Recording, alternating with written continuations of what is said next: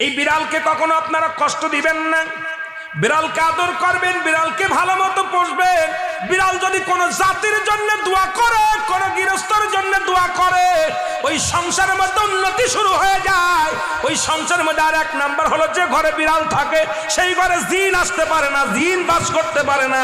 আর একটা ঘোষণা শুনেন, নবীজি বলে গেছেন, যে ঘরের মধ্যে বিড়াল ছানা বাস করে ওই ঘরের মধ্যে জিন জাতি প্রবেশ করতে পারে না। তাহলে ছোট ছোট মাসুম বাচ্চাগুলো যে ঘরের মধ্যে থাকে, মুসলমান অনেক সময় জিনের আশ্রয় পড়ে যায়, অনেক সময় জিনে আসর করে, ওই ঘরের মধ্যে জিনে আসর করে।